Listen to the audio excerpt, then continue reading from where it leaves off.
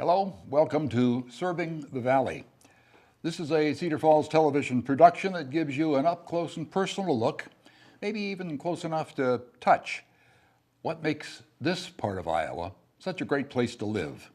It's where I call home. I'm Roy Justice. Today we're going to take a visit to the Cedar Falls Public Library.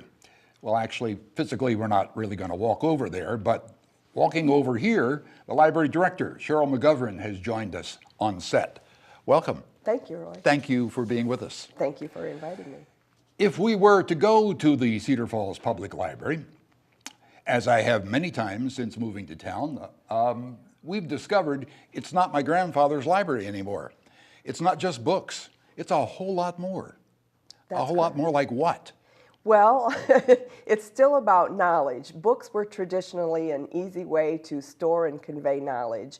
Now we know that there are many other new formats out there that stimulate people's imagination, can do the same things that books did, convey knowledge, get people thinking and talking. So it's kind of beyond the books. We still have the books. Those are still very important to people, but we have a lot more. So it's books, yes.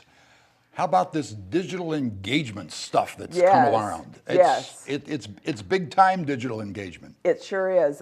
Last year, about 9% of the items that were checked out from the library were actually never in the library. They were downloadable or streamable books or videos, music, those kinds of things, magazines. If I were to tour the library, and I have, I came across some space up on the second floor, besides your office. At one end of the hallway was a large room, and I believe, was that ICN that uses that, the Iowa Communications Network, or it's used for other facilities use as well? Right. We actually have two rooms, that large meeting room that you saw, and a smaller conference room that can be used by the public, not as a regular meeting place, but if you have a little series of meetings with your group or whatever, you can use the meeting room or the conference room at no charge. Now the ICN, as people have gone online for web meetings, isn't used as much because the internet has kind of replaced that, but the equipment is still there. But yes, the rooms have tables, chairs, you can projectors, screens, you can hold your meetings there. Ah, excellent. And to do that, there's a contact at the library? Yes, you just call the library and we'll get you fixed up. Okay, so that's digital, and that's the classroom and the meeting room. You know, the library, I remember back, well, way back, when I was in school, it was a research assistant for me. I mean, there was a lot of reference material that was in the library. Now, a lot of that is also online, is it not? It is, and we find that people often can do self-serve on that and find their information on the internet. We found that our reference material collection has shrunk, but we still have people who need help getting to that information. You know, the internet has become this big kind of, I think of it as a dark closet where you're kind of groping around in the dark sometimes. Hello. We still have staff who help you find what you need on the internet or in traditional methods like books too. Okay. Is that part of what's up on the second floor? That's on the second floor, yes. Okay. There's a reference desk. It's always staffed, always people there who can help you find the answers to your questions. Okay, well, I've been skipping around. I just came through the front door. I dropped off a book. Why don't you help me with a little more skipping around? There's the stack of books. There's the new releases. There's the not quite as new releases. And then take me to some of the other corners in the library. Right. Well, there's the teen corner. That gets a lot of use, especially after school. The kids drop by. They can do some gaming events. There's a booth where they sit and can do their homework, play different music and different things. If you go around the other side, then there's the youth department. And I tell you, if you stop by the youth department, especially during the summer months, it's like somebody dropped a busload of kids off. So that'll be something I'll mention later. But there's a large youth area with a collection, a Lego table, a little train table. They have puppet shows, story times, always some kind of event going on in the youth department. Well, back in Marion the librarian's days, you walk into the library and it was Yes. You know, I've been in the library several times looking around, and it almost to a degree, sounds like a little bit of a playground occasionally. I do think of it as kind of a playground, even for adults. And especially on the first floor, there's always that kind of hum noise you hear in the background. Now, the second floor tends to be quieter. So if you're looking for a quiet place to study, we have some little study rooms where you can kind of have a little more solitude, or some remote corners where you can sit and have some quiet. But yes, I like to think of it as a playground. Okay. Well, I have to tell the truth. I've never borrowed a tool from the public library, but people do. Yes, they do. We do have a collection of tools. I like to think of that as part of our non-traditional collections, which, by the way, will be growing. But we have a set of garden tools, and we have some ukuleles that you can borrow as part of our non-traditional collections. The garden tools came about as part of the Seed Library. You may not know about the Seed Library. Tell me about the Seed Library. The Cedar Falls Seed Savers partner with us on that. It's near the self-checkouts on first floor. You can borrow some seeds in the spring and plant them at home. If you don't have the tools, you can borrow. Or if it's a special tool that you might not use more than once or twice a year, you can borrow it from the library. And anyway, you plant your seeds, and then in the fall, you can bring some back, or you don't have to. But we also have a series of workshops coming up. We're partnering with Iowa State Extension. And usually all year long, if you watch our website, you'll see some garden or yard-related workshops going on. I don't want to rush you ahead to the future, but I don't want to get to the point where we're ending the program. Oh, we didn't ask you about. The Cedar Falls Public Library is a fairly new facility. Yes. How old? This facility opened in 2004. Okay.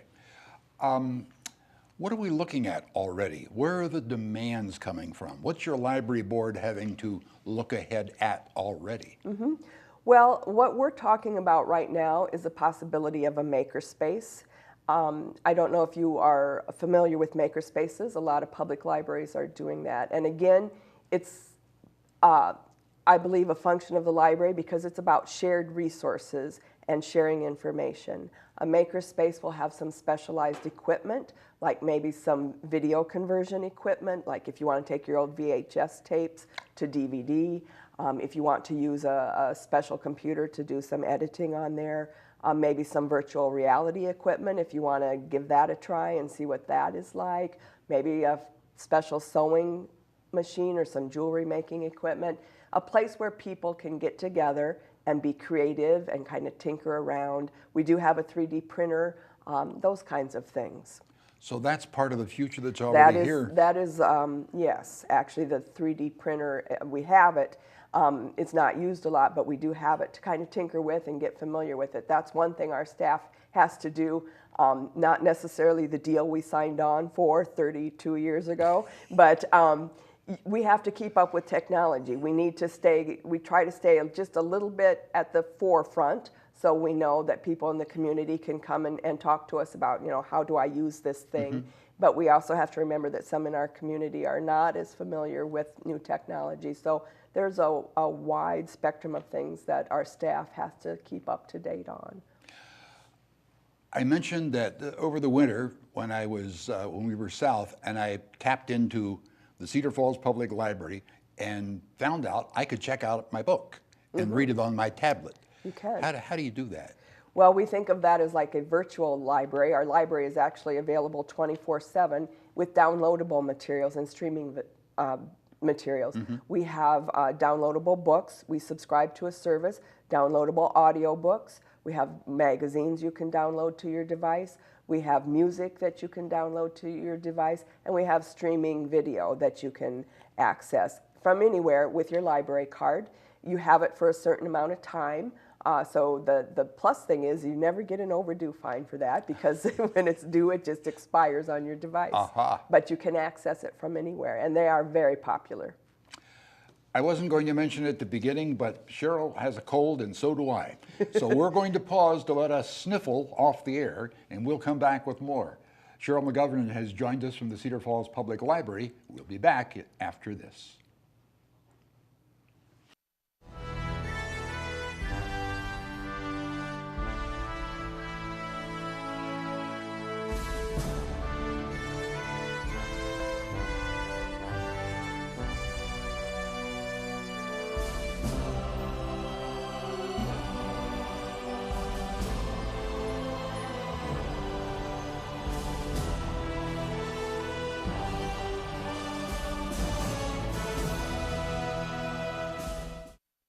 From the world wars to Korea, Vietnam, to the Persian Gulf, Afghanistan, and Iraq, they saw what few others ever saw. But many veterans don't talk about their experiences. It may be because you've never asked. Learn what you can't always find in the history books. Interview or contribute materials from the veteran in your community for the Library of Congress Veterans History Project. Download a field kit from our website to find out how you can play a role in preserving history.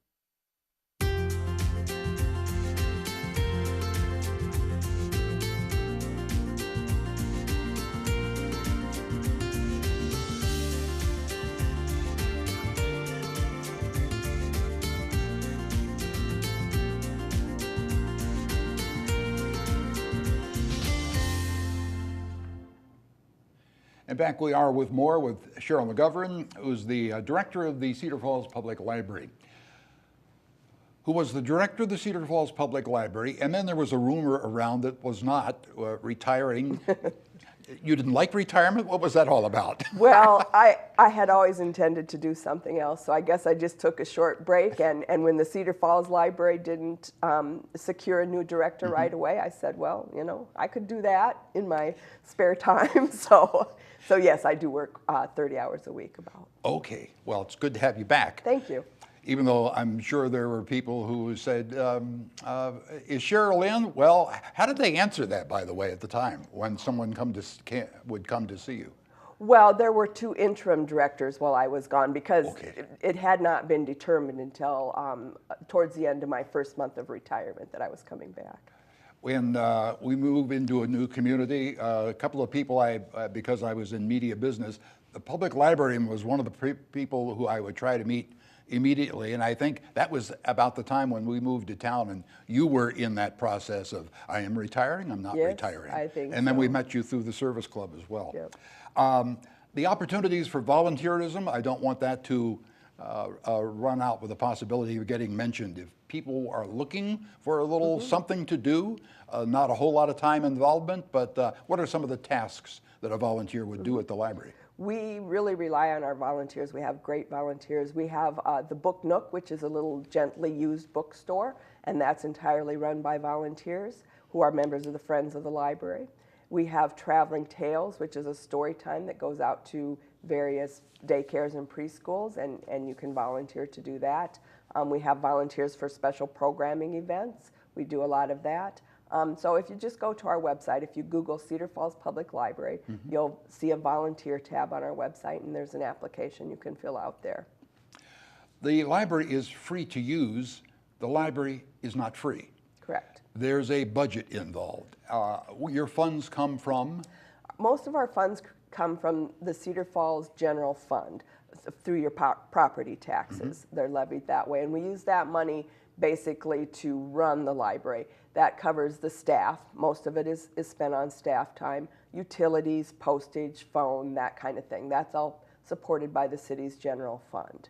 Then any other funds that we get are generally donated, or we apply for grants. Like all of our programming needs, we have a lot of programs at the library. Those are funded through often the Friends of the Library, through their raising funds at the Book Nook or through their membership fees.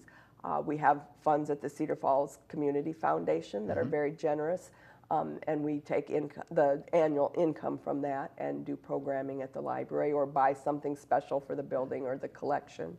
And then people leave memorials to the library. We might apply for other grants. People are very generous. You're right, it's not free because it is tax supported and gift supported. Once you get to the library, we try to make it an equal playing ground so that you don't have to pay bit by bit.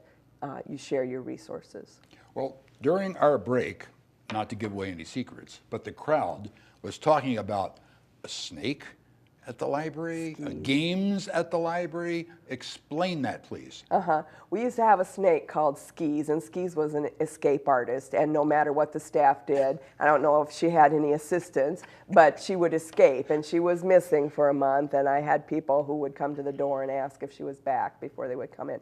Finally, she showed up after a month, and then she went to live at the zoo. I see. So, that's a good way. yes. Good way to explain the Yes. snake. You were mentioning also during the break, there's some areas you'd like to work in as far as programming is concerned Yes, before the yes. show time ran out. Right. Programming is something fairly new to Cedar Falls Public Library. We didn't do a lot before we had the new building. We didn't have the space or the funds.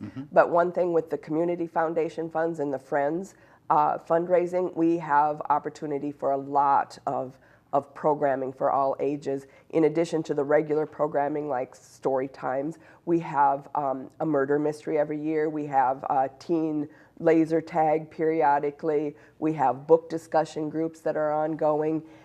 We have some big ones coming up, specifically Summer Library Program. That's our biggest one of the year.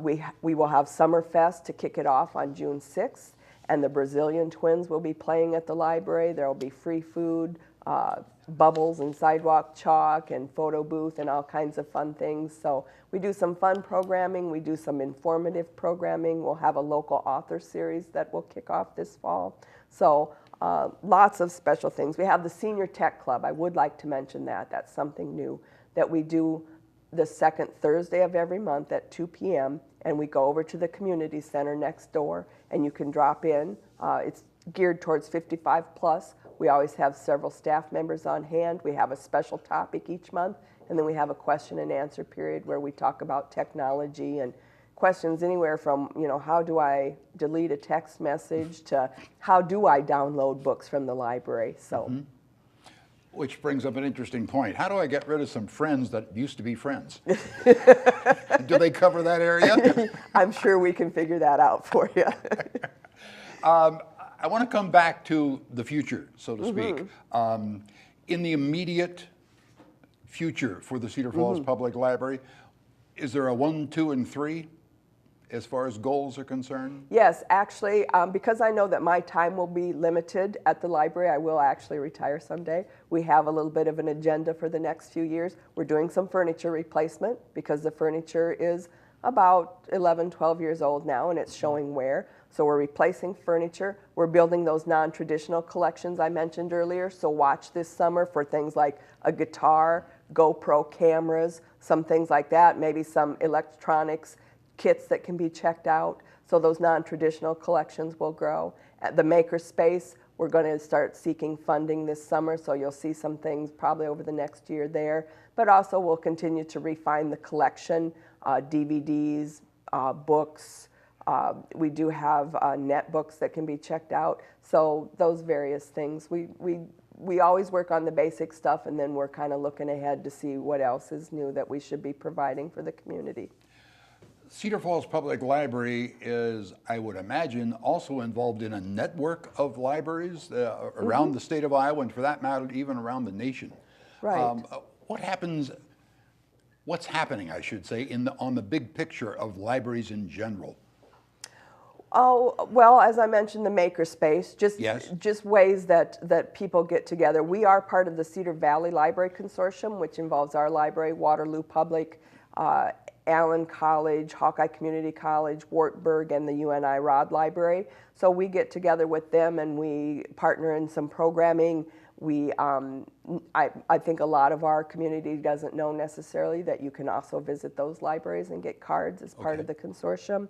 Statewide, yes. And I find that libraries are very cooperative. We get together and talk about what we're doing and so that we can bring relevant ideas home. And I think a lot of us are finding the downloadable and the streaming. Now, our DVD circulation accounts for about 26% of what we check out. However, we saw that peak, I think, this last year. And so streaming is the new thing. So that's always kind of difficult to figure out.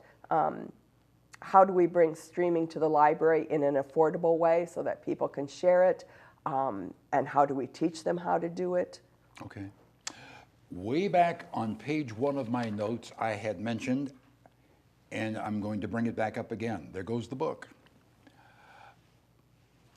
There goes the book. How do you address the subject of books and their future? Right. I don't think the book is gone because even though maybe the physical format of a paper book is not as prevalent anymore. But when you're looking at an ebook, it's still a book. Someone wrote it. Someone had those ideas and wrote them down for you to read them, think about, talk about with your friends. So the book is still there. It's just in a different format. I don't think the book itself is going away anytime fast.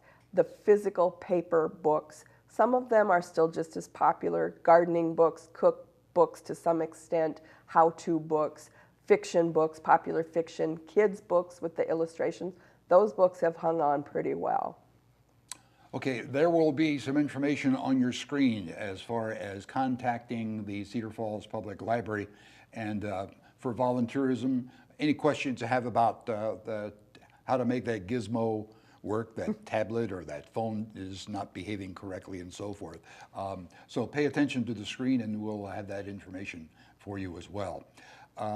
Is there something that we didn't have time for that we need to make time for? The only thing I would mention when you say gadget, you can stop by the second floor of the library at any time to ask for technology help. And we do have public computers there. We have a printing service where you don't even have to be at the library. You don't have to maintain a printer from home. You can send it to the printer at the library and just come in and pick it up. I hate printers, so that's what I do. You can send, yes, library. You can send your print jobs to the library to print out there for a very nominal fee. And we have Wi-Fi at the library, and we're seeing a lot of people come in with their own technology and use our good Wi-Fi. It's not your grandfather or grandmother's library, that is for sure. Cheryl McGovern, thank you for joining us today. Thank you very much. A reminder, you can check us out online. Check out Channel 15, Cedar Falls Television. Any way you want to Google it, it'll come up. We'd like to have you, if you would, give us some comments about the programs or program suggestions. They are certainly welcome. Cheryl McGovern has been my guest from the Cedar Falls Public Library. Until our next story unfolds, Serving the Valley, I'm Roy Justice.